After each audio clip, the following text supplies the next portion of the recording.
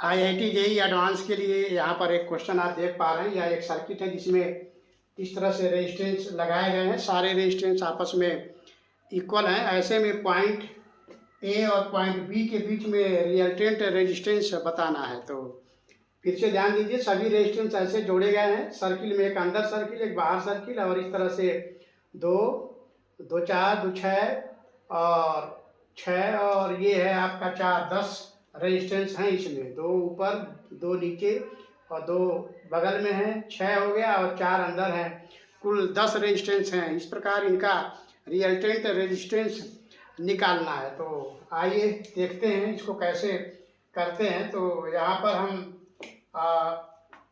इस तरह से यहाँ ए पॉइंट लिया और यहाँ पर एक हम ऐसे हेक्सागन बनाते हैं ऐसे, और फिर जो है इस तरह से हमने ऐसे बनाया और ये हमारा हो गया बी पॉइंट। अब हम यहाँ पर ये वाला रेजिस्टेंस जो है हम दिखाएंगे, तो ये हो जाएगा ऐसे, और इसके पैरेलल ये रेजिस्टेंस जुड़ा हुआ है, तो इसको भी हम ऐसे जोड़ सकते हैं ऐसे,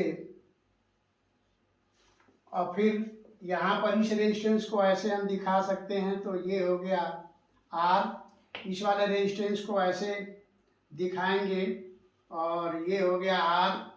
फिर इस वाले रेजिस्टेंस को यहाँ पर हम ऐसे दिखाएंगे और ये आर हो गया। फिर अंदर वाले रेजिस्टेंस को इसके पैरेलल जुड़ा है, तो इस तरह से हम इसको ऐसे पैरेलल जोड़ देंगे। अब ये नीचे वाला रेजिस्टेंस यहाँ पर है और ये यहाँ पर है, तो इसमें आ जाएगा एक रेजिस्टेंस आर, और इसमें भी आ गया एक रेजिस्टेंस आर। अब आप देखिए ये दोनों एक ही पॉइंट हैं, इसलिए इनको मिला दिया गया यहाँ। ये दोनों पैरेलल हैं तो ये पैरेलल हो गए इधर, और ये दोनों पैरेलल हैं तो ये पैरेलल हो गए। अब फिर जो है ये रेजिस्टेंस जो है इस पॉइंट और इस पॉइंट के बीच में, क्योंकि ये पॉइंट और ये पॉइंट दोनों एक ही पॉइंट हैं। जैसे यहाँ पे देखिए, तो ये वाला रेजिस्टेंस जो है इसके बीच में है, तो इसको हम ऐसे दिखाएंगे, यहाँ पर ऐसे बीच में इसको दिखाएंगे। तो यहाँ पर हम इस वाले रेजिस्टेंस को ऐसे दिखा रहे हैं।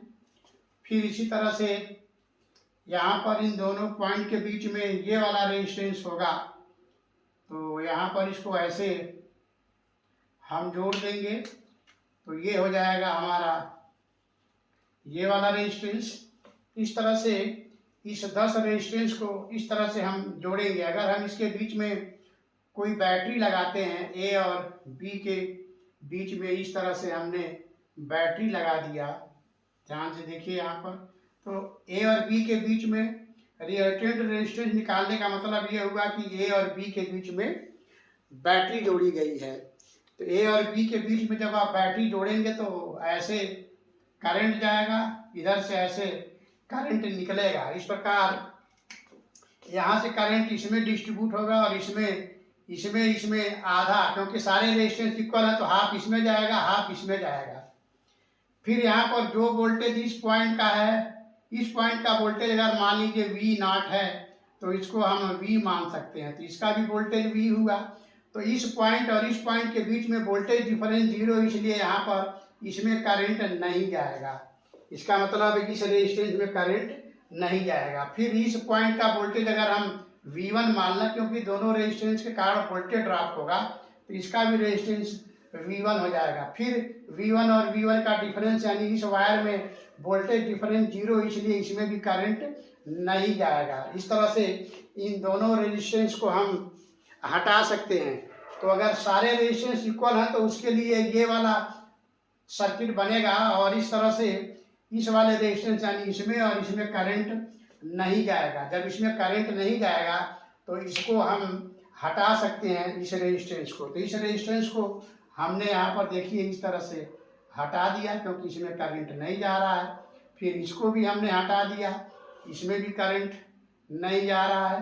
अब जब इस तरह से हमने हटा दिया तो हमारा सर्किट इस तरह से हो गया। तो सारे रेजिस्टेंस जो है आर हैं, इसलिए इन दोनों का रिजल्टेंट आएगा R/2, इधर भी इन दोनों का रिजल्टेंट आएगा R/2। R/2 में यहाँ पर ये R और ये R जोड़ेंगे तो यहाँ हो जाएगा 2R और ये हो जाएगा 5/2R। इधर भी R/2 में R और R जोड़ेंगे तो इधर भी हो जाएगा 5/2R, तो 5/2R इस साइड भी हो गया। इस प्रकार 5/2 इस साइड और पूरा इस साइड 5/2R, फिर वो दोनों आपस में पैरेलल होंगे। तो इस तरह से A और B पॉइंट के बीच में हमारे पास जो रेजिस्टेंसेज होंगे वो इस तरह से होंगे।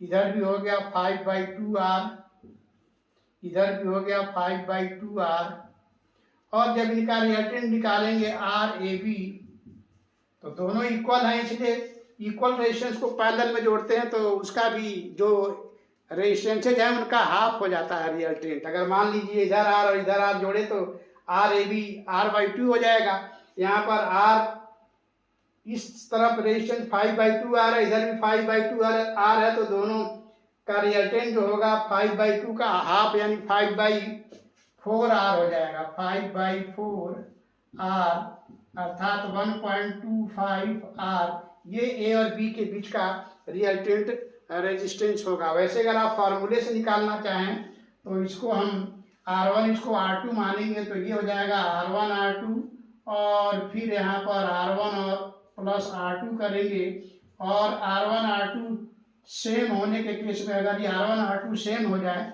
तो उसका हाफ हो जाएगा। तो यहाँ पर ये हाफ हो गया, तो इस तरह से हम इसको सॉल्व कर सकते हैं। अब ध्यान दीजिए सारे रेजिस्टेंसेज इस तरह से हैं तो ये सॉल्यूशन बना, लेकिन अगर सारे रेजिस्टेंसेज आपस में बराबर नहीं होते तो सारे रेजिस्टेंसेज आपस में बराबर नहीं होते तो ये वाला जो रेजिस्टेंस जिसमें करंट 0 जा रहा था इसमें भी 0 जा रहा था, यानी जिसको यहाँ पर हटा दिया उसको नहीं हटाया जाएगा, उसमें भी करंट जाएगा अगर सारे रेजिस्टेंसेज आपस में बराबर नहीं होंगे। सारे रेजिस्टेंसेज आपस में बराबर नहीं होंगे तो इस रेजिस्टेंस में भी और इसमें भी करंट जाएगा।